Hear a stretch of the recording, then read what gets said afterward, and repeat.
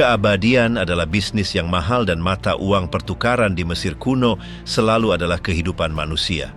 Selama berabad-abad, kita telah melihat ke atas, ke puncak piramida, lupa untuk melihat ke bawah, ke fondasi yang ternoda oleh usaha dan rasa sakit. Para Firaun dalam pencarian putus asa mereka untuk menjadi dewa, melanggar hukum biologi dan etika. Mereka menciptakan garis keturunan penguasa yang sakit melalui insest dan mendirikan kuil-kuil mereka di atas tenaga kerja yang dapat dikorbankan. Naratif ini menjauh dari mitos romantis untuk masuk ke dalam rahasia gelap Nil. Di sini tidak ada kutukan supranatural, hanya konsekuensi dingin dari ambisi manusia yang dibawa ke ekstrim, di mana pelestarian kekuasaan membenarkan kekejaman apapun dan kematian adalah industri lainnya. Daging para dewa dan fondasi yang terlupakan. Sejarah Mesir tidak dimulai dengan kilauan emas, melainkan dengan beban keheningan. Ketika kita melihat ke belakang, ke arah pasir-pasir yang telah melahap kekaisaran dan manusia secara setara, kita cenderung terpesona oleh kemegahan batu pahat.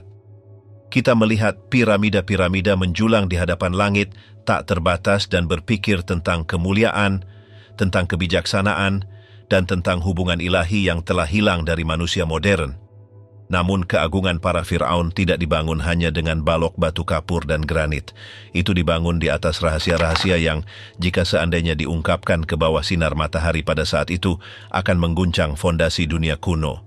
Ada versi sejarah yang diceritakan di buku-buku sekolah dan di pamflet-pamflet wisata, versi di mana para Firaun adalah penguasa yang bijaksana dan adil, gembala bagi rakyat mereka dan mediator di hadapan para dewa.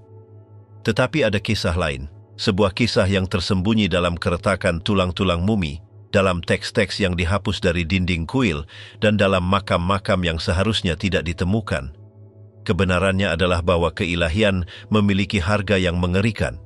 Untuk mempertahankan ilusi menjadi dewa di bumi, para penguasa Nil harus melintasi batas-batas yang dipaksakan alam kepada semua makhluk hidup. Bukan moralitas yang menghentikan mereka, atau belas kasihan, melainkan hanya biologi dan fisika. Apa yang hari ini kita sebut kekejaman, mereka menyebutnya tatanan ilahi. Apa yang kita lihat sebagai kegelapan, mereka memandangnya sebagai cahaya yang menyilaukan dari darah mereka sendiri. Untuk benar-benar memahami siapa laki-laki dan perempuan yang duduk di takhta dua negeri ini, kita harus berani melihat apa yang mereka sembunyikan di balik balutan linen. Mereka bukanlah makhluk sempurna yang dipahat dalam diorit. Mereka adalah manusia yang terjebak dalam jaring kepercayaan yang begitu mutlak, sehingga membenarkan rasa sakit, penyakit, dan kematian massal sebagai alat yang diperlukan untuk menjaga keseimbangan kosmos. Inilah kronik kegelapan itu. Ini bukan kisah tentang monster, melainkan tentang manusia yang ingin menjadi lebih dari manusia dan yang dalam upaya mereka meninggalkan jejak penderitaan yang membutuhkan ribuan tahun untuk muncul ke permukaan. Apa yang sedikit orang berhenti untuk mempertimbangkan ketika mengamati topeng pemakaman seorang Firaun adalah kerapuhan yang tersembunyi di balik emas. Citra yang diproyeksikan adalah makhluk yang abadi, kuat, jantan dan sempurna, perwujudan hidup Horus, dewa elang. Namun, kenyataan biologis keluarga kerajaan seringkali adalah mimpi buruk rasa sakit kronis dan kelemahan fisik. Alasan untuk ini tidak terletak pada kutukan eksternal atau kemarahan para dewa, melainkan pada keputusan yang disengaja dan politis yang dipertahankan selama berabad-abad, pelestarian darah kerajaan dengan biaya berapapun. Dalam mentalitas Mesir, Firaun bukanlah raja sederhana yang dipilih berdasarkan hak penaklukan atau warisan. Dia adalah makhluk dengan zat yang berbeda dari sisa manusia fana. Darahnya dianggap emas, ilahi, cairan sakral yang tidak dapat bercampur dengan darah umum para subjek tanpa kehilangan kekuatan magisnya. Untuk menjaga kemurnian itu, para Firaun beralih ke satu-satunya sumber yang tersedia yang menjamin legitimasi teologis, keluarga mereka sendiri. Apa yang hari ini diidentifikasi oleh ilmu pengetahuan modern sebagai kesalahan besar bagi mereka adalah pemenuhan mitos suci. Mereka meniru dewa-dewa purba Isis dan Osiris, saudara dan suami, yang persatuan mereka telah melahirkan tatanan dunia. Namun biologi tidak memaafkan bahkan para raja. Praktik ini, yang menyebar dari dinasti-dinasti pertama hingga akhir era Ptolemeus, menciptakan sebuah skenario di mana silsilah keluarga kerajaan tidak bercabang, melainkan menutup pada dirinya sendiri dalam lingkaran yang semakin sempit. Ayah bersatu dengan anak perempuan, saudara laki-laki dengan saudara perempuan, paman dengan keponakan perempuan. Mereka melakukannya bukan karena kebejatan, mereka juga tidak mencari kesenangan terlarang yang mungkin dibayangkan oleh pikiran modern. Mereka melakukannya karena kewajiban. Itu adalah beban teologis. Mereka sangat percaya bahwa dengan mengencerkan darah mereka dengan darah orang asing, mereka membahayakan stabilitas alam semesta itu sendiri. Konsekuensi dari kepercayaan ini adalah kehancuran yang lambat dan sunyi yang menggerogoti dinasti paling kuat dalam sejarah dari dalam. Kasus yang paling simbolis dan mungkin yang paling tragis adalah dinasti ke-18. Selama puluhan tahun, para ahli Mesir kuno mengagumi kekayaan makam Tutankhamun, tetapi mengabaikan kisah yang diceritakan oleh sisa-sisa jenazah itu sendiri. Ketika teknologi memungkinkan untuk melihat melampaui kulit yang dimumikan, apa yang muncul bukanlah gambaran seorang prajurit penakluk.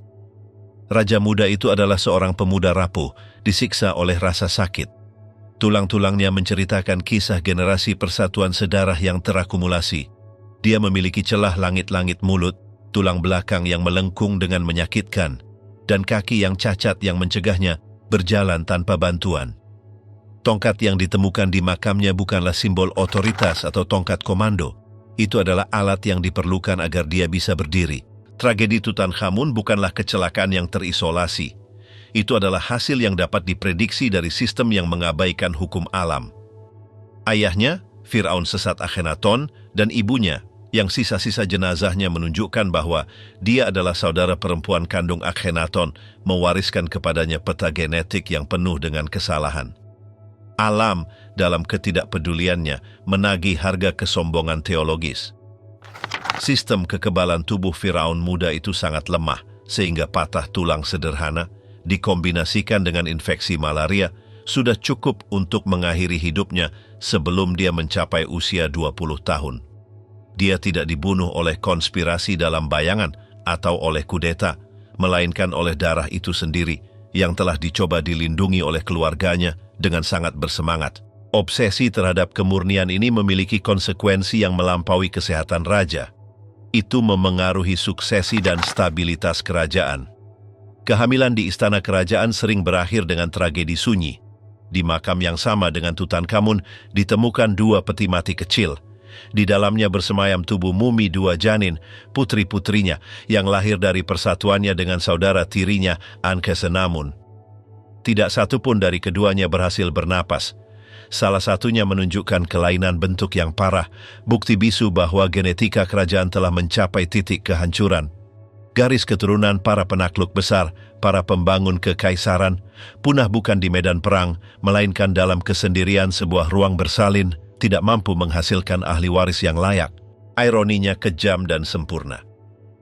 Para Firaun mencari kehidupan abadi dan kesempurnaan ilahi melalui persatuan ini, tetapi apa yang mereka capai justru sebaliknya, kelemahan, penyakit, dan kepunahan prematur.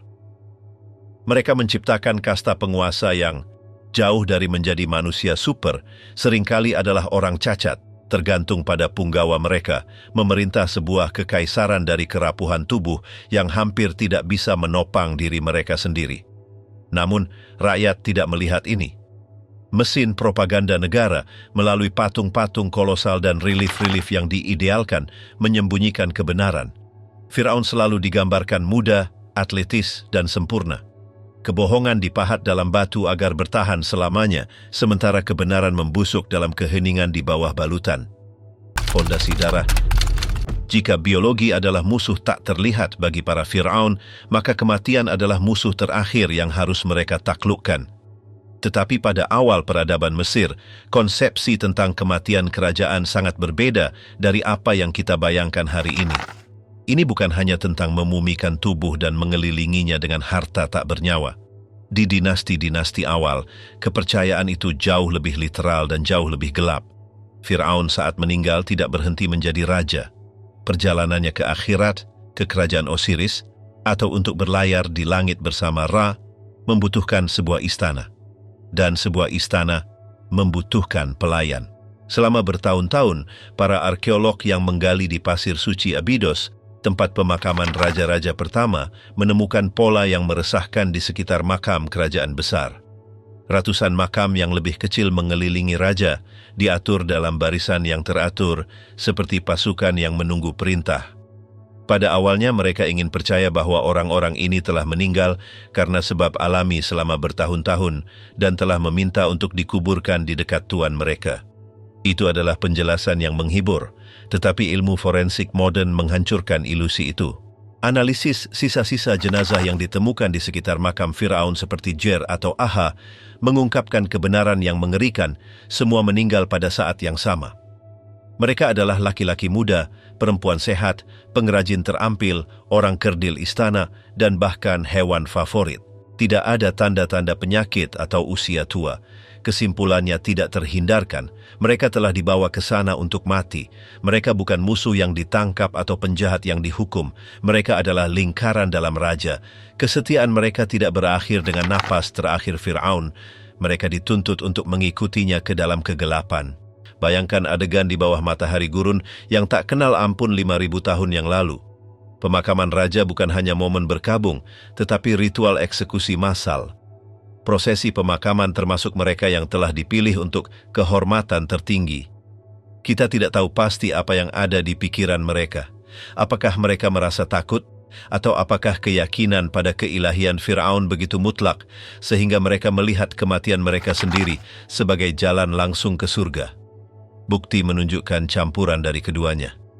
Di beberapa makam, mayat tidak menunjukkan tanda-tanda kekerasan fisik ekstrem, yang menunjukkan bahwa mereka mungkin telah meminum racun atau narkotika kuat dalam tindakan ritual, jatuh ke dalam tidur dari mana mereka tidak pernah terbangun. Tetapi dalam kasus lain, kisahnya berbeda.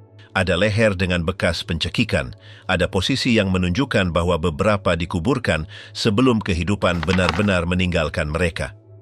Realitas pengorbanan manusia di Mesir kuno adalah rahasia yang coba dilupakan oleh budaya Mesir itu sendiri seiring waktu. Menjelang akhir dinasti pertama, praktik ini menghilang tiba-tiba. Itu digantikan oleh Usheptis, patung-patung kecil magis dari faience atau kayu yang memenuhi museum hari ini. Orang Mesir memutuskan bahwa sihir dapat menggantikan darah. Sebuah patung kecil, jika doa yang benar diucapkan, dapat hidup di akhirat dan melayani Firaun sama seperti pelayan dari daging dan darah. Perubahan ini menandai salah satu momen paling penting dalam evolusi moral umat manusia, tetapi tidak menghapus darah dari fondasi. Struktur besar pertama, konsep monarki ilahi itu sendiri, ditempa berdasarkan gagasan bahwa kehidupan orang lain adalah milik raja. Firaun memiliki hak untuk mengonsumsi kehidupan rakyatnya untuk menjamin keabadiannya sendiri. Ratusan kerangka di Abydos itu adalah kesaksian bisu dari era di mana kekuasaan tidak memiliki batas etika. Namun bahkan ketika pengorbanan massal berhenti, bayangan kekerasan ritual tidak pernah sepenuhnya meninggalkan Nil. Kematian berubah menjadi lebih selektif, lebih simbolis, tetapi tidak kurang nyata. Di masa krisis ketika Nil tidak meluap dan kelaparan mengancam akan melahap tanah, selubung peradaban terkoyak. Ada penyebutan yang samar, teks-teks yang para penulis lebih memilih untuk tidak menyalinnya tentang saat-saat ketika kelaparan menyebabkan manusia melihat sesamanya bukan sebagai saudara, melainkan sebagai makanan. Meskipun ini bukanlah kebijakan negara, kekacauan yang mengikuti jatuhnya kerajaan yang kuat mengungkapkan kerapuhan tatanan manusia. Kekuatan Firaun, kemampuannya untuk mempertahankan Ma'at, tatanan kosmik, adalah satu-satunya yang memisahkan Mesir dari kekacauan absolut. Dan untuk mempertahankan tatanan itu, pengorbanan apapun, baik dari keluarga sendiri melalui inses, atau dari para pelayan melalui ritual, dianggap sebagai harga yang dapat diterima. Piramida sosial Mesir adalah mesin yang dirancang untuk mengangkat satu individu ke bintang-bintang, dan bahan bakar mesin itu selalu adalah penderitaan dan kepatuhan orang banyak. Di antara semua rahasia yang kemudian dicoba dihapus oleh para pendeta dan Firaun dari muka bumi, tidak ada yang seberbahaya pemerintahan Akhenaton. Jika Firaun lain berusaha mempertahankan tatanan yang ada, Akhenaton berusaha memecahkannya menjadi 1000 keping. Kisahnya adalah tentang seorang pria yang memandang ke langit dan memutuskan bahwa semua yang telah diyakini peradabannya selama ribuan tahun adalah kebohongan. Itu bukan hanya perubahan politik, itu adalah bencana spiritual yang mengguncang jiwa Mesir. Ketika Amenhotep IV naik takhta, klerus Amun adalah kekuatan paling kuat di negara itu, memiliki tanah, kekayaan, dan pengaruh yang menyaingi Firaun sendiri. Tetapi raja baru memiliki visi yang berbeda. Dia mengubah namanya menjadi Akhenaton, dia yang berguna bagi Aten, dan menyatakan bahwa semua dewa dalam panteon Mesir, sosok-sosok dengan kepala binatang yang telah membimbing umat manusia sejak awal waktu, adalah palsu. Hanya ada satu, cakram matahari, cahaya murni, abstrak, dan jauh. Apa yang terjadi selanjutnya adalah pembersihan sistematis. Nama Amun dipahat dan dihapus dari kuil-kuil. Para pendeta dilucuti dari kekuasaan mereka. Raja meninggalkan ibu kota tradisional, Thebes, dan berbaris ke padang pasir untuk membangun kota utopis di tempat yang belum pernah diinjak siapapun sebelumnya. Akhetaton, cakrawala Aten, sekarang dikenal sebagai Amarna. Dalam waktu singkat, dia mendirikan istana dan kuil terbuka, didedikasikan untuk menyembah cahaya. Tetapi di balik revolusi teologis ini, tersembunyi perilaku yang mengejutkan orang-orang sezamannya dan yang hari ini masih membingungkan para sejarawan. Seni Amarna adalah kunci untuk memahami misteri tersebut. Untuk pertama kalinya dalam sejarah Mesir, Firaun tidak ditampilkan sebagai pejuang yang diidealkan. Dia ditampilkan sebagaimana adanya atau sebagaimana dia ingin dilihat. Dengan tengkorak yang anehnya memanjang, pinggul lebar dan feminin, perut buncit dan bibir tebal. Apakah ini realisme brutal atau simbolisme esoteris? Beberapa ahli menyarankan bahwa Akhenaton menderita sindrom Marfan atau kondisi genetik lainnya. Sekali lagi, produk dari perkawinan sedarah leluhurnya. Yang lain percaya bahwa dia mencoba merepresentasikan dirinya sebagai makhluk androgini, seorang ibu dan ayah bagi rakyatnya, sama seperti dewa Atennya yang mencakup kedua jenis kelamin. Tetapi kegelapan Amarna tidak terletak pada estetika, melainkan pada apa yang terjadi di dalam tembok istana kerajaan. Pengabdian Akhenaton kepada dewanya mendekati fanatisme dan isolasinya dari realitas politik memiliki konsekuensi bencana. Sementara raja menulis himne untuk matahari dan meminta dirinya digambarkan mencium putri-putrinya di bawah sinar Aten yang bermanfaat, perbatasan Mesir terbakar. Surat-surat Amarna, tablet-tablet tanah liat yang ditemukan di reruntuhan kota, adalah kesaksian putus asa dari para gubernur dan raja Fasal di Kanaan dan Suriah yang meminta bantuan melawan penjajah. Raja harus mengirim pemanah. Jika tidak ada pemanah tahun ini, semua tanah raja akan hilang. Mereka memohon. Tetapi Akhenaton tidak menanggapi. Tatapannya tertuju pada matahari, buta terhadap penderitaan kekaisarannya. Di dalam keluarga kerajaan, situasinya bahkan lebih keruh. Sosok Nefertiti, istri agung kerajaan yang kecantikannya telah melintasi ribuan tahun, menghilang secara misterius dari catatan menjelang akhir masa pemerintahan. Apakah dia meninggal? Apakah dia jatuh dari anugerah? Atau, seperti yang disarankan beberapa teori berani, dia naik takhta sebagai rekan regen dengan nama laki-laki, menjadi Firaun atas haknya sendiri. Apa yang kita ketahui adalah bahwa Akhenaton mengangkat putrinya sendiri, Meritaten, ke posisi istri agung kerajaan setelah menghilangnya ibunya. Garis antara kesalehan agama dan penyalahgunaan kekuasaan menjadi kabur di istana cakram matahari. Akhir dari eksperimen ini mendadak dan keras. Setelah kematian Akhenaton, reaksinya tanpa ampun. Tutankhamun, putranya, dipaksa untuk memulihkan dewa-dewa lama dan meninggalkan kota ayahnya. Amarna ditinggalkan ke padang pasir, batu-batunya dibongkar dan digunakan sebagai pengisi untuk bangunan lain. Nama Akhenaton dihapus dari daftar raja. Mereka merujuk kepadanya hanya sebagai musuh Akhetaton. Orang Mesir mencoba melakukan tindakan sihir terbalik. Jika mereka menghapus namanya, mereka menghapus keberadaannya dan trauma yang disebabkannya.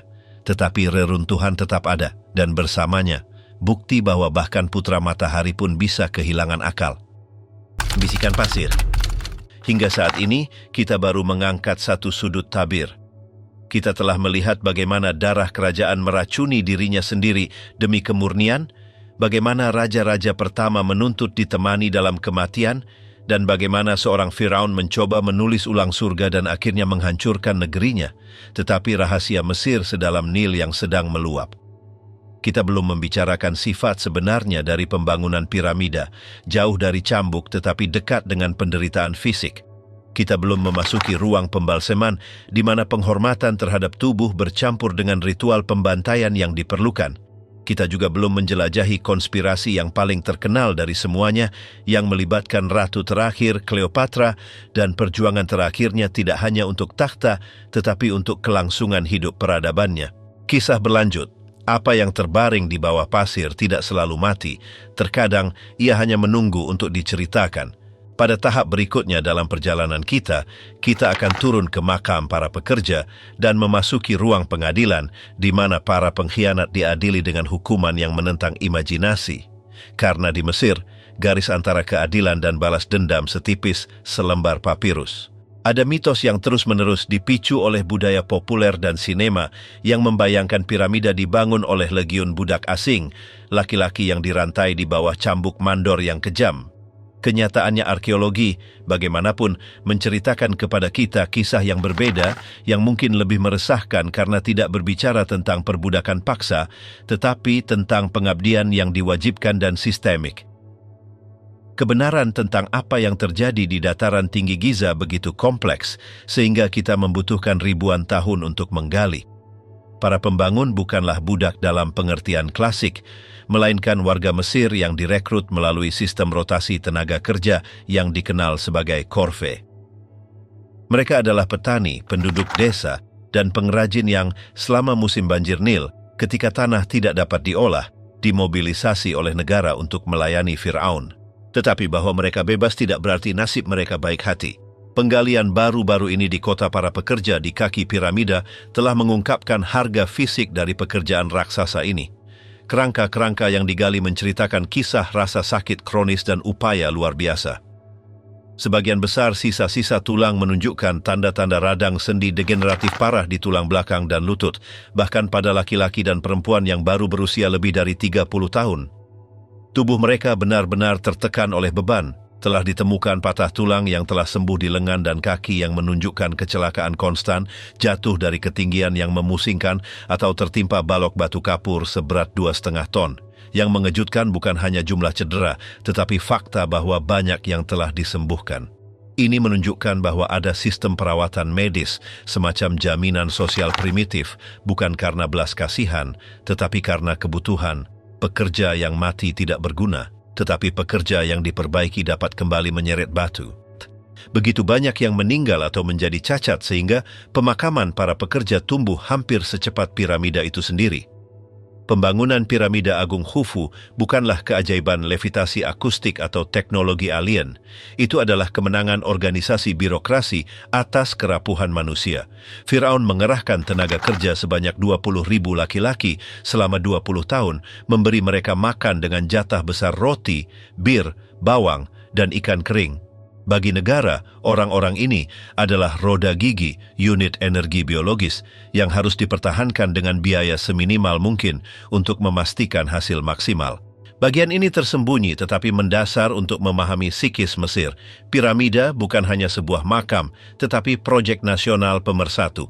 Penderitaan bersama memperkuat kesetiaan kepada negara.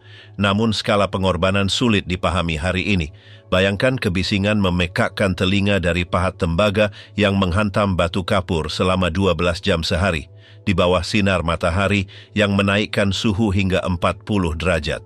Debu silika memenuhi paru-paru para pemahat batu, menyebabkan silikosis dan kematian yang lambat akibat sesak napas bertahun-tahun setelah pekerjaan selesai. Kemuliaan Firaun didirikan di atas gunung paru-paru yang hancur dan punggung yang patah. Itu bukan kekejaman demi kesenangan kekejaman, melainkan ketidakpedulian mutlak terhadap penderitaan individu di hadapan kebutuhan kosmik untuk melestarikan raja. Jika pembangunan makam membutuhkan pengorbanan orang hidup, persiapan orang mati membutuhkan pelanggaran sistematis terhadap alam. Mumifikasi mungkin merupakan ciri paling khas dari budaya Mesir, sebuah praktik yang berusaha menghentikan pembusukan dan mempertahankan bentuk manusia untuk kembalinya jiwa. Tetapi di balik topeng emas dan balutan linen yang sempurna, prosesnya adalah pembantaian ritual, pekerjaan berdarah yang dilakukan oleh kelas pendeta dan teknisi yang hidup di pinggiran masyarakat, ditakuti dan dihormati pada saat yang sama. Tempat di mana transformasi ini terjadi disebut Pernefer atau rumah keindahan, sebuah eufemisme puitis untuk rumah jagal suci. Apa yang terjadi di dalam sana dikodifikasi secara ketat, tetapi itu tetap merupakan tindakan kekerasan terhadap tubuh. Untuk melestarikan cangkang fana, pertama-tama harus dikosongkan. Pengeluaran otak sudah terkenal, tetapi detailnya mengerikan. Sebuah kawat logam dimasukkan melalui lubang hidung untuk memecahkan tulang etmoid dan mengocok massa otak menjadi cairan yang kemudian dikeluarkan dengan memiringkan tubuh. Apa yang tidak bisa dikeluarkan dengan kawat dilarutkan dengan menyuntikkan resin kaustik. Otak yang dianggap tidak berguna oleh orang Mesir dibuang tanpa upacara. Pengeluaran isi perut sama brutalnya. Sayatan dibuat di sisi kiri dengan pisau obsidian, batu vulkanik yang lebih tajam dari pisau bedah modern. Melalui sana, pembalsem memasukkan tangan untuk mencabut paru-paru, perut, hati, dan usus. Jantung, pusat kecerdasan dan emosi ditinggalkan di tempatnya atau diganti dengan kumbang batu jika tidak sengaja rusak.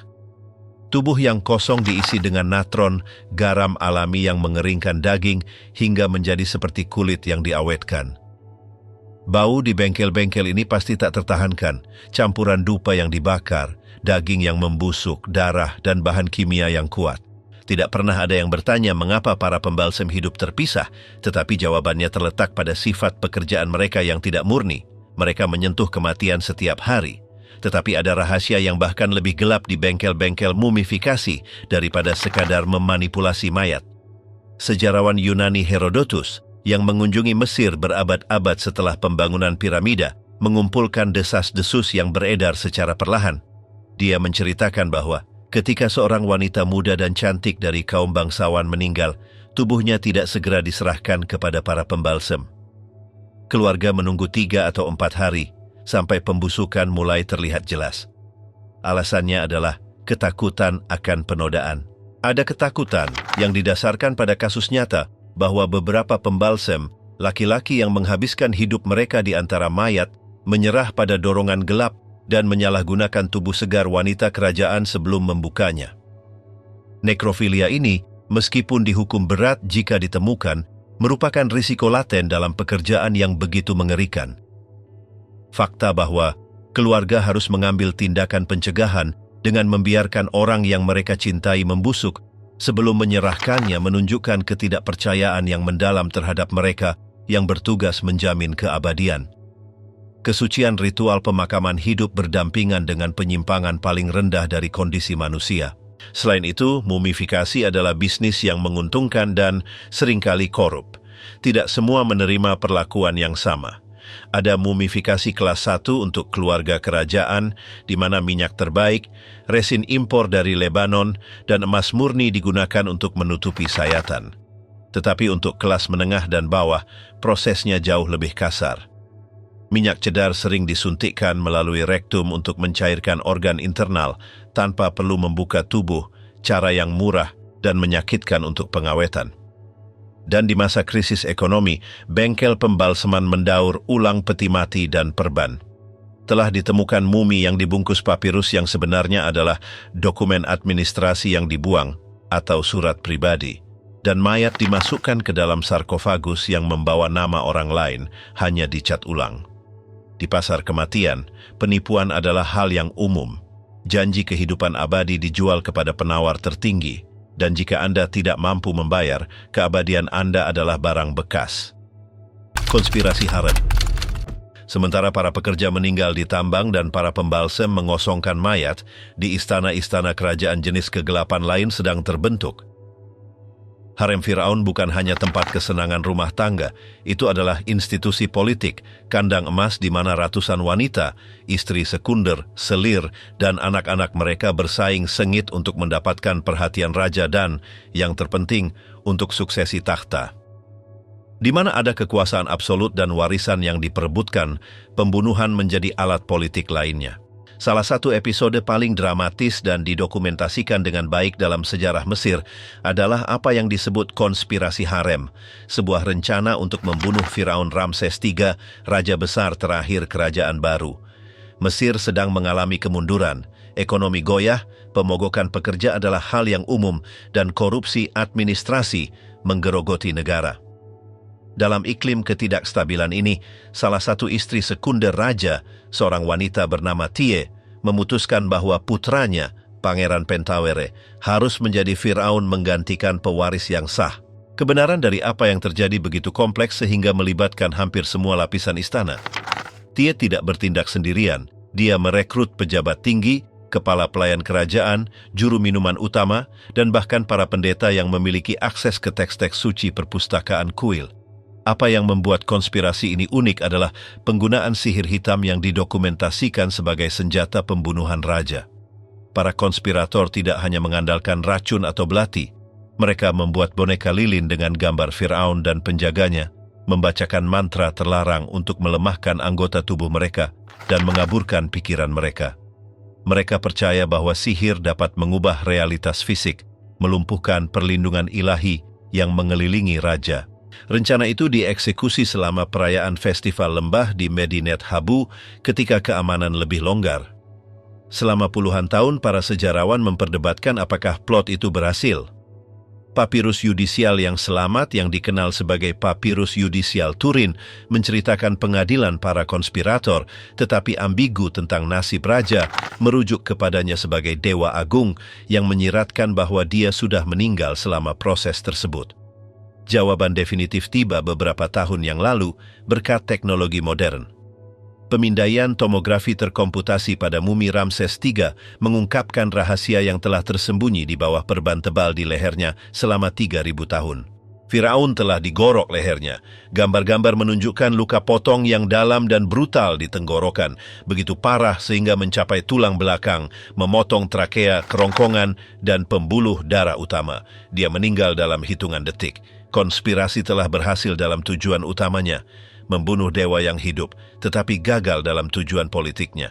Pewaris yang sah Ramses IV mengambil kendali dengan cepat, menangkap para pengkhianat dan menyelenggarakan pengadilan untuk mengadili mereka. Apa yang terjadi selanjutnya adalah pembersihan tanpa ampun. Nasib para konspirator sangat mengerikan, tetapi hukuman yang paling meresahkan dicadangkan untuk Pangeran Pentawere, putra yang darah kerajaannya telah tertumpah. Muminya, yang dikenal selama bertahun-tahun sebagai mumi berteriak atau individu E, ditemukan di tempat persembunyian kerajaan tanpa nama, tanpa prasasti, dan tanpa kehormatan yang seharusnya diberikan kepada seorang pangeran. Wajahnya membeku dalam ekspresi penderitaan abadi dengan mulut terbuka, telah meneror para peneliti sejak penemuannya. Analisis forensik dan genetik mengkonfirmasi bahwa dia adalah putra Ramses III. Tetapi pemakamannya adalah tindakan kutukan abadi. Dia dibungkus dengan kulit domba, bahan yang dianggap najis secara ritual oleh orang Mesir kuno, yang menyiratkan bahwa dia kotor di mata para dewa. Organ-organnya tidak dikeluarkan dan tubuhnya dikeringkan dengan cepat, hampir dengan ceroboh. Bekas di lehernya menunjukkan bahwa dia meninggal karena pencekikan atau gantung diri. Kemungkinan besar dia diberikan hak istimewa untuk bunuh diri untuk menghindari eksekusi publik, tetapi jiwanya dikutuk untuk dilupakan. Dengan tidak adanya namanya tertulis di makamnya atau di peti matinya, menurut teologi Mesir, dia tidak dapat dipanggil di hadapan pengadilan Osiris. Dia dikutuk untuk tidak ada, mengembara selamanya dalam kehampaan, hukuman yang lebih buruk daripada kematian fisik bagi pikiran orang Mesir. Pengadilan yang dicatat dalam Papirus Turin sangat menarik karena dinginnya administrasi. Para hakim menjatuhkan hukuman mati kepada puluhan pejabat. Beberapa dipotong hidung dan telinganya sebelum dieksekusi, menandai mereka sebagai pengkhianat. Wanita-wanita harem yang terlibat menghilang dari sejarah. Tie, dalang di balik itu, hanya berhenti disebutkan, nasibnya hilang dalam keheningan catatan. Episode ini mengungkapkan bahwa istana Firaun, jauh dari menjadi tempat harmoni surgawi, adalah sarang ular berbisa di mana ambisi seorang ibu dapat menyebabkan pembunuhan raja dan penghancuran garis keturunannya sendiri. Sementara keluarga kerajaan saling membunuh, di kuil-kuil berkembang rahasia gelap lainnya yang melibatkan jutaan makhluk hidup dan penipuan agama dalam skala industri. Orang Mesir menyembah dewa-dewa mereka dalam bentuk hewan, elang, kucing, ibis, buaya. Seiring waktu, pengabdian ini berkembang menjadi praktik mempersembahkan mumi hewan sebagai ex-votos kepada para dewa. Seorang peziarah yang mengunjungi kuil akan membeli mumi kucing untuk dipersembahkan kepada Dewi Bastet, berharap menerima berkat atau penyembuhan. Permintaan akan persembahan ini tumbuh begitu banyak sehingga menjadi industri besar-besaran. Telah ditemukan katakombe di Saqqara dan Tuna El Gebel yang berisi jutaan mumi hewan ditumpuk dari lantai hingga langit-langit di galeri sepanjang kilometer. Tetapi ketika ilmuwan modern memindai paket-paket ini dengan sinar X, mereka menemukan kebenaran penipuan itu. Persentase yang sangat tinggi dari mumi ini mungkin sepertiga kosong. Mereka hanya berisi tongkat, lumpur, bulu atau beberapa tulang lepas, dibungkus dengan hati-hati agar terlihat seperti hewan utuh. Para pendeta yang bertugas memelihara dan mengorbankan hewan suci tidak dapat mengimbangi permintaan. Jadi, mereka mulai memalsukan persembahan. Mereka menjual kepada para peziarah yang setia, yang seringkali telah melakukan perjalanan berhari-hari dan menghabiskan tabungan mereka paket-paket sampah suci. Itu adalah ekonomi berdasarkan kebohongan suci. Selain itu, perlakuan terhadap hewan-hewan nyata sangat mengerikan. Banyak kucing dibesarkan di peternakan industri yang melekat pada kuil dan dikorbankan secara sistematis ketika mereka masih muda, seringkali dengan mematahkan leher atau pukulan di kepala untuk mengubahnya menjadi produk yang dapat dijual. Pemujaan terhadap hewan yang sering dipandang sebagai bukti penghormatan Mesir terhadap alam menyembunyikan realitas eksploitasi massal dan penipuan agama. Iman rakyat jelata adalah sumber pendapatan yang tak habis-habisnya bagi para klerus dan produksi utusan ilahi dikelola dengan kedinginan yang sama dengan produksi biji-bijian atau batu bata. Jutaan makhluk dikorbankan bukan karena penghormatan, melainkan demi keuntungan. Tubuh mereka diubah menjadi mata uang untuk membeli bantuan ilahi yang tidak akan pernah tiba. Kita telah menyusuri jalan batu yang ternoda keringat dan darah.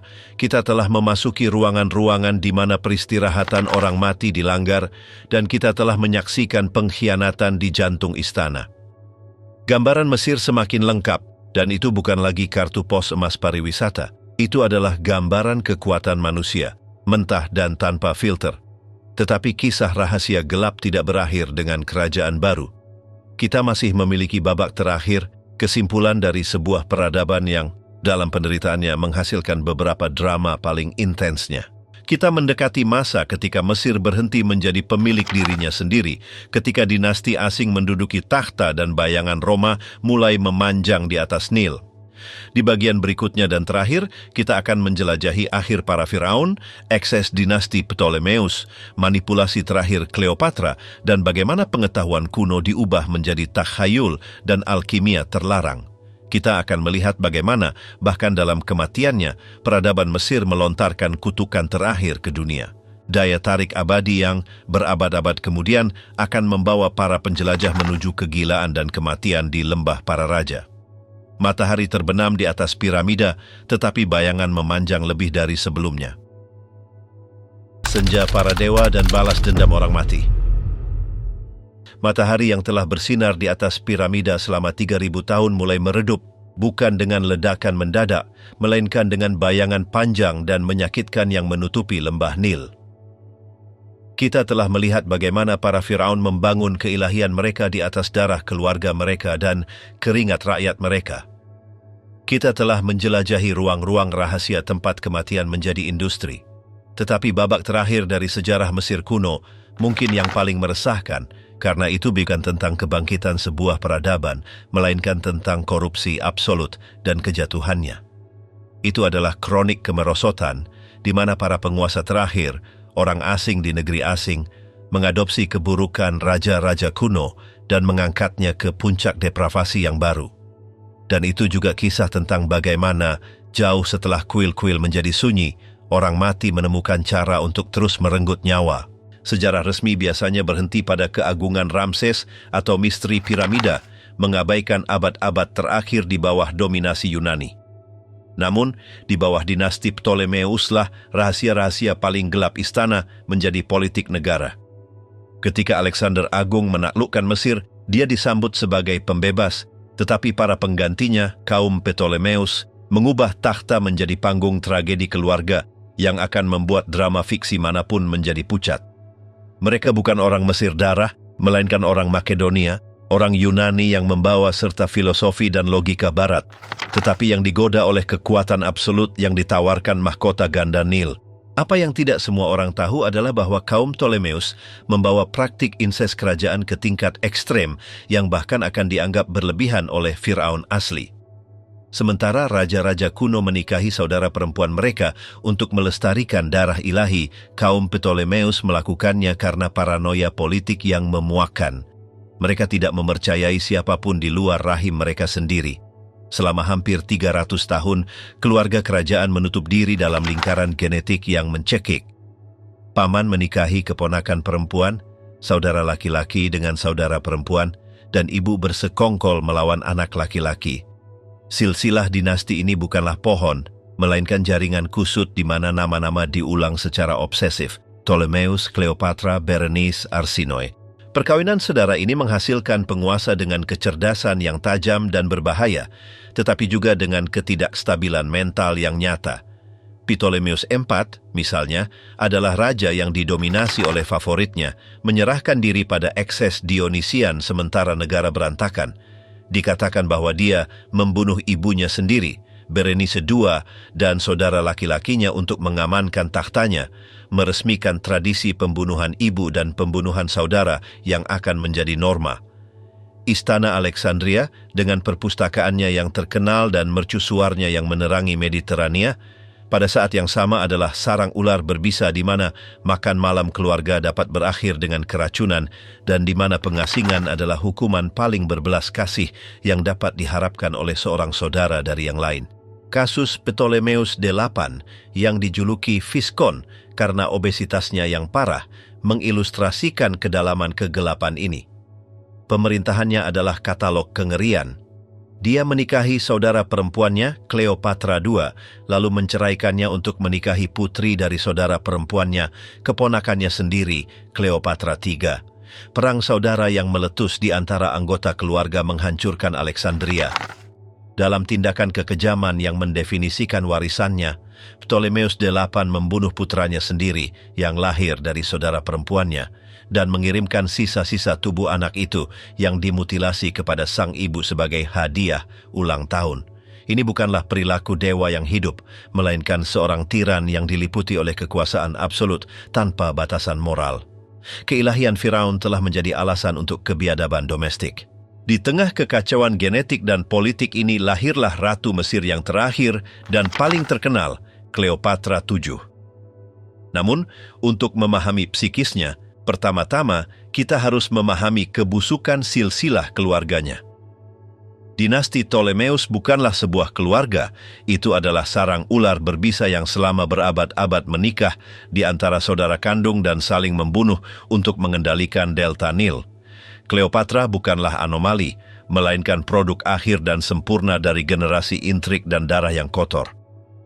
Budaya populer dan sinema lebih memilih untuk menggambarkannya dalam cahaya lembut sebagai penggoda romantis, seorang femme fatale yang menggunakan kecantikan eksotisnya untuk mengaburkan penilaian para jenderal Romawi. Tetapi kebenaran sejarah jauh lebih dingin, penuh perhitungan dan mengerikan.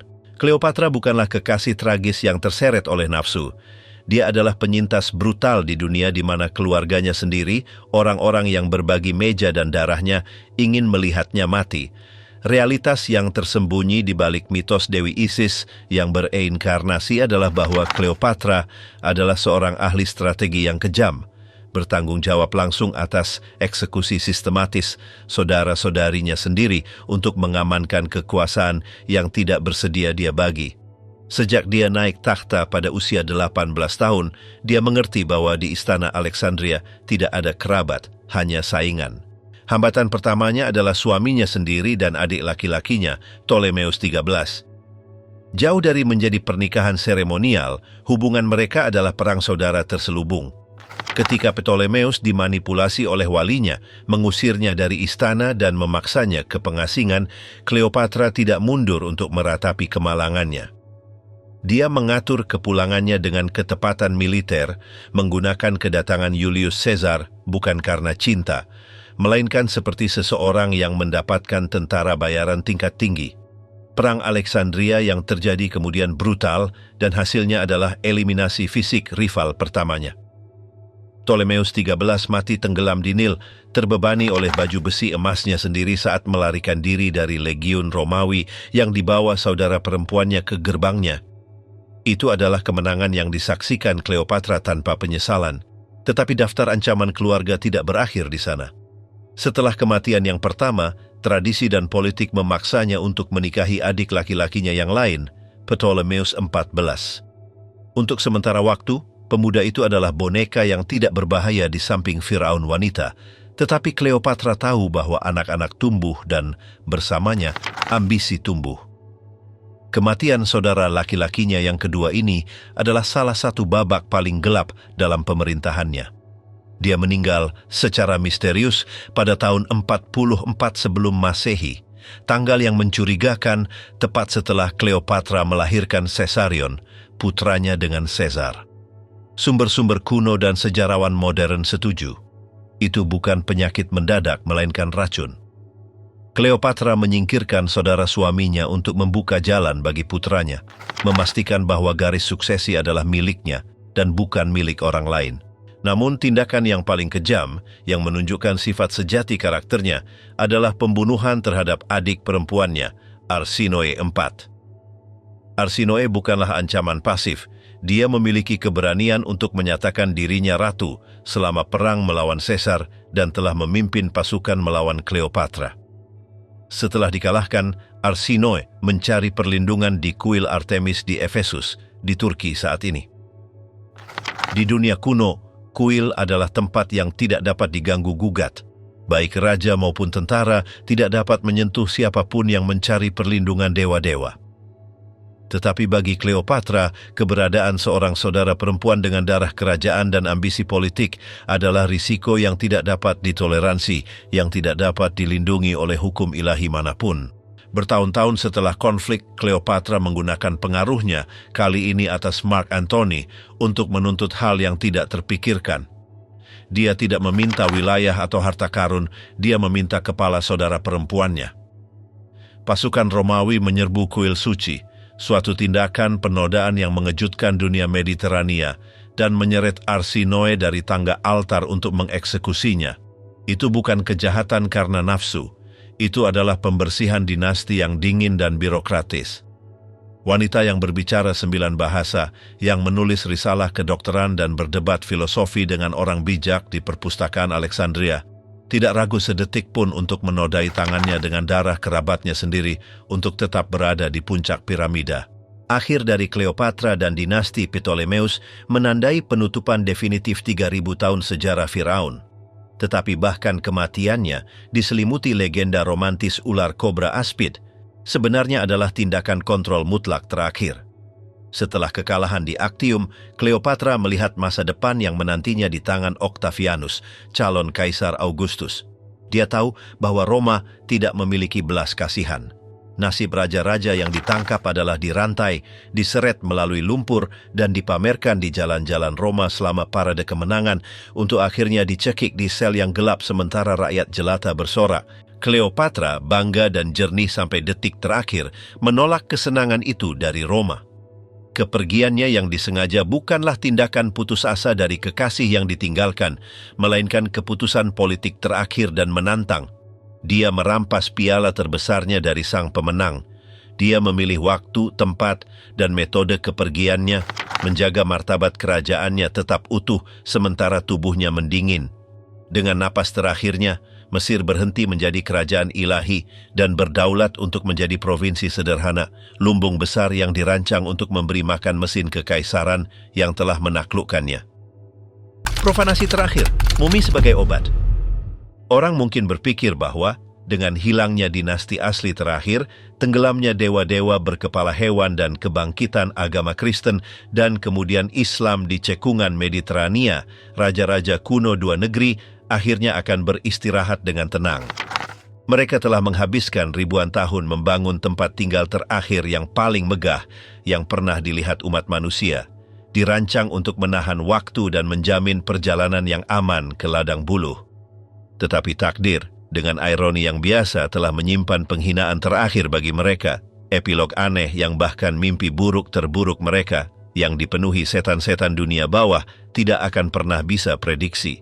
Selama abad pertengahan dan, lebih intens, di Renaissance dan Barok Eropa, sementara Barat menemukan kembali filosofi dan seni klasik, sebuah perdagangan rahasia muncul di balik bayang-bayang yang mungkin merupakan bab paling mengerikan dalam sejarah Egiptologi dan pengobatan Barat. Menelan orang mati kuno dari Nil secara sistematis. Tidak ada yang bertanya pada saat itu tentang implikasi etika yang mendalam dari apa yang mereka lakukan. Apotek-apotek Eropa, dari ganggang Venesia hingga apoteker kerajaan di London dan Paris, penuh dengan botol kaca berlabel kata yang menjanjikan keajaiban, mumi. Asal mula kengerian ini didasarkan pada kesalahan terjemahan yang tragis dan takhayul medis. Kata Persia mumia awalnya mengacu pada aspal, zat hitam dan resin yang menyembur secara alami dari tanah di wilayah tertentu di Timur Tengah dan digunakan untuk menyembuhkan luka dan patah tulang. Ketika para pelancong Eropa pertama tiba di Mesir dan melihat tubuh yang dibalsem, yang menjadi gelap selama berabad-abad, dan resin yang diterapkan selama ritual pemakaman, mereka keliru mengasumsikan bahwa zat gelap itu adalah aspal penyembuh yang sama.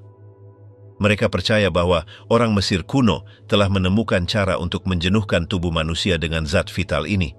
Kebingungan linguistik ini memicu permintaan yang tak terpuaskan.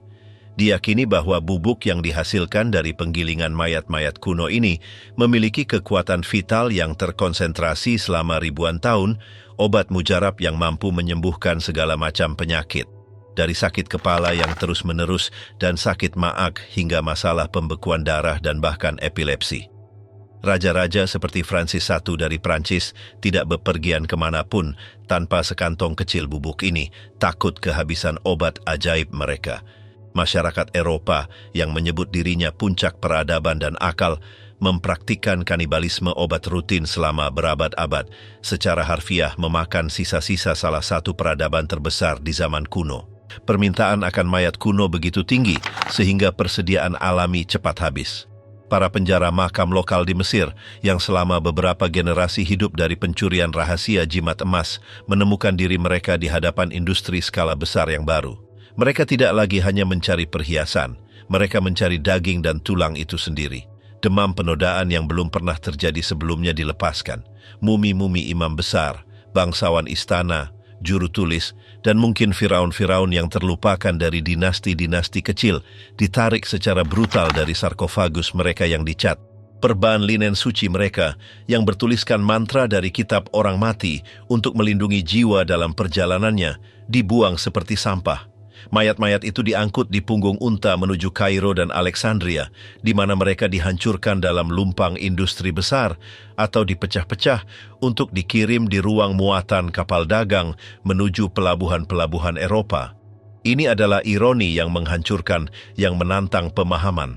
Raja-raja yang telah memobilisasi ekonomi seluruh bangsa untuk membangun monumen batu dengan satu-satunya tujuan untuk hidup abadi, berakhir menjadi bubuk obat di perut para pedagang, apoteker, dan aristokrat Eropa, dicerna dan akhirnya dibuang oleh orang-orang hidup yang sama yang mengagumi piramida mereka. Ketika mumi asli mulai langka, tak terhindarkan karena penjarahan menyeluruh di nekropolis yang dikenal, pasar tidak berhenti. Keserakahan para pedagang yang tidak bermoral memunculkan fase kedua yang bahkan lebih gelap. Pemalsuan peninggalan kuno secara industri. Bengkel-bengkel rahasia muncul di ganggang Kairo dan Alexandria. Para pedagang mengambil mayat segar para penjahat yang telah menemui ajalnya di penjara, para pengemis anonim yang mati di jalanan, atau para korban wabah berkala. Mayat-mayat baru ini mengalami proses penuaan yang dipercepat. Mereka diisi dengan aspal murah, jerami, dan kain tua. Mereka dikeringkan di bawah sinar matahari gurun yang terik selama berminggu-minggu sampai kulitnya memperoleh tekstur kasar dan gelap mirip dengan pembalseman kuno. Kemudian, mereka dibungkus dengan linen yang sudah tua secara kasar dan dijual kepada pembeli Eropa yang naif sebagai peninggalan otentik dari era para Firaun. Selama berabad-abad, sebagian besar mumi yang dikonsumsi di Eropa bahkan tidak berasal dari Mesir kuno, melainkan sisa-sisa tragis dari orang-orang sezaman yang kurang beruntung di Afrika Utara. Itu adalah pelanggaran terakhir, penghancuran total identitas fisik. Khat dan nama, Ren, dua elemen yang paling dihargai oleh orang Mesir di dunia untuk menjamin keberadaan mereka di akhirat. Meresahkan untuk dicatat bahwa daya tarik yang tidak sehat dan utilitarian ini terhadap sisa-sisa manusia tidak eksklusif untuk hubungan Eropa dengan Mesir. Jika kita melihat budaya lain, kita menemukan gemma dari praktik ini. Di Roma kuno, ada kepercayaan bahwa meminum darah hangat seorang gladiator yang jatuh di arena dapat menyembuhkan epilepsi dan mentransfer semangat serta keberaniannya. Itu adalah transfer kekuatan vital melalui konsumsi langsung. Demikian pula dalam pengobatan tradisional Tiongkok kuno, bagian-bagian tertentu dari tubuh manusia dan bahkan tulang yang membatu, sering disebut tulang naga, digunakan dalam ramuan untuk berbagai penyakit dengan premis bahwa mereka mengandung esensi spiritual yang kuat. Mungkin paralel paling aneh ditemukan dalam legenda manusia yang diolesi madu, Mellified Man, di Timur Tengah, yang dijelaskan dalam sumber-sumber Tiongkok abad ke-16. Dikatakan bahwa orang suci tua menjelang akhir hidup mereka menjalani diet eksklusif madu sampai tubuh mereka jenuh dengannya. Setelah kematian mereka, mereka direndam dalam peti mati berisi madu selama 1 abad. Hasilnya, manisan manusia yang diawetkan dijual dengan harga selangit sebagai obat tertinggi untuk patah tulang dan luka. Meskipun praktik-praktik ini berbeda dalam metode dan skala, semuanya berbagi akar psikologis yang sama. Keyakinan magis bahwa kematian orang lain dapat dipanen untuk memperpanjang kehidupan sendiri dan bahwa tubuh manusia mempertahankan energi residual yang dapat diekstraksi.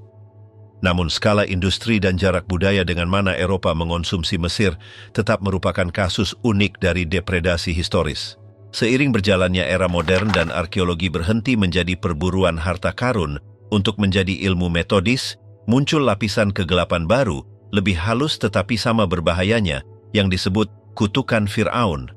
Meskipun media sensasional tahun 20-an dan tahun 30-an mengubah pembukaan makam Tutankhamun menjadi sirkus media global, berbicara tentang roh pendendam dan pembalasan leluhur, dasar dari legenda ini berakar pada fakta nyata dan bahaya biologis serta geologis yang sangat nyata.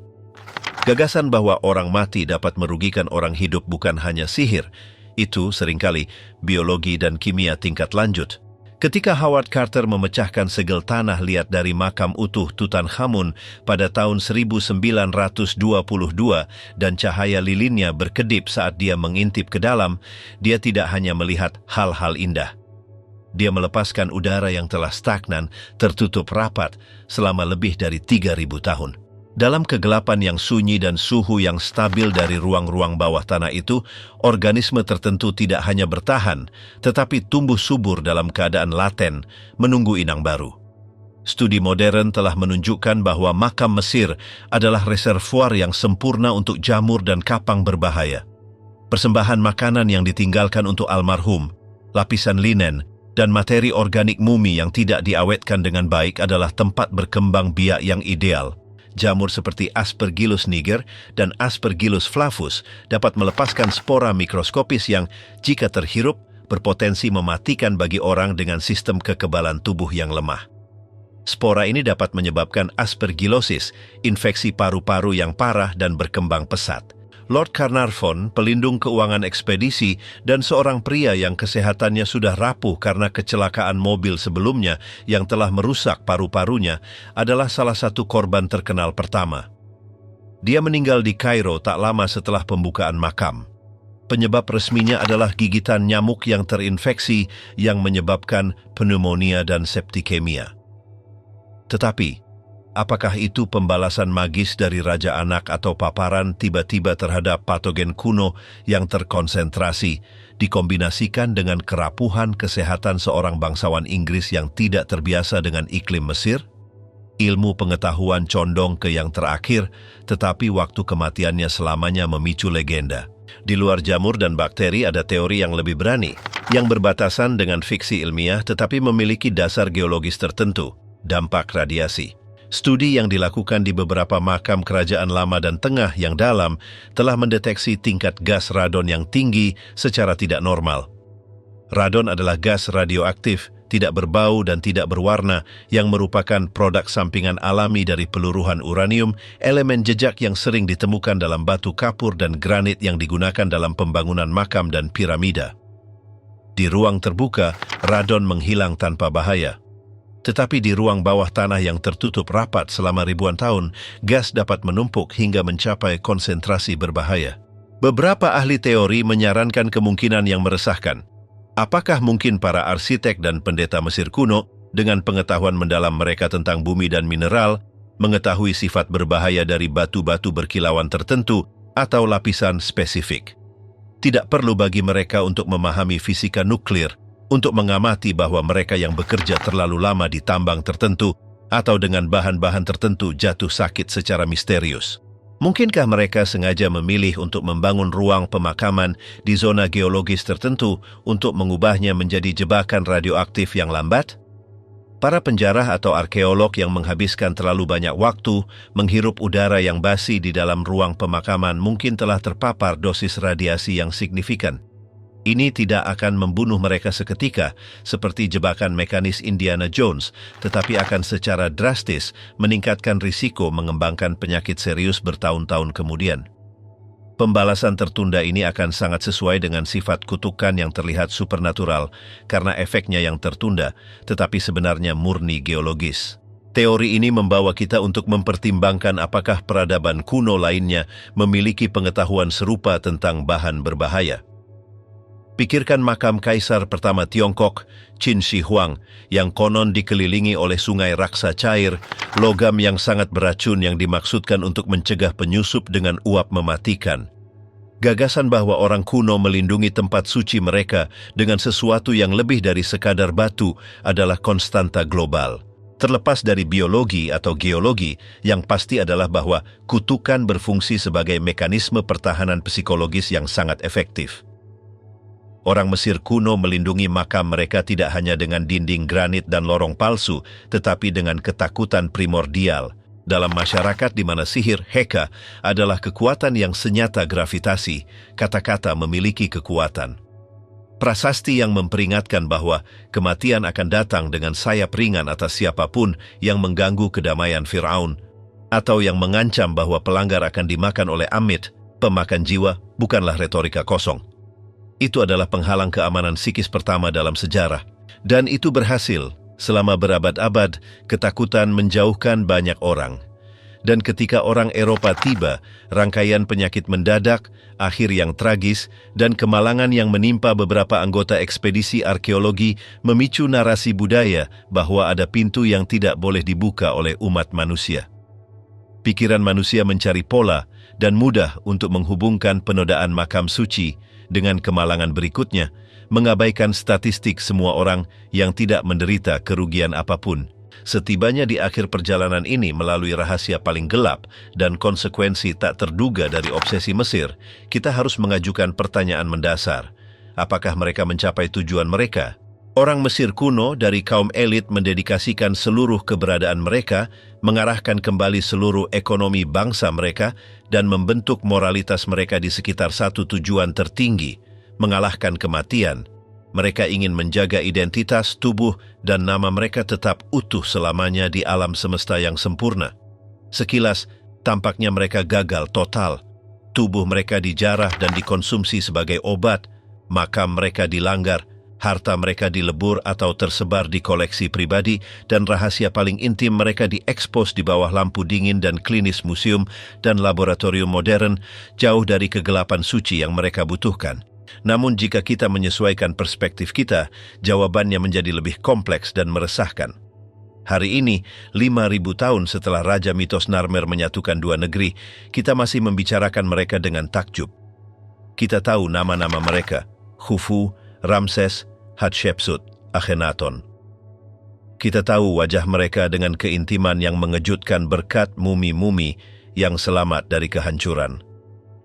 Tutankhamun, seorang raja kecil yang meninggal muda, sakit, dan mungkin di tengah krisis politik, lebih terkenal hari ini di seluruh planet daripada presiden atau kaisar manapun di era modern.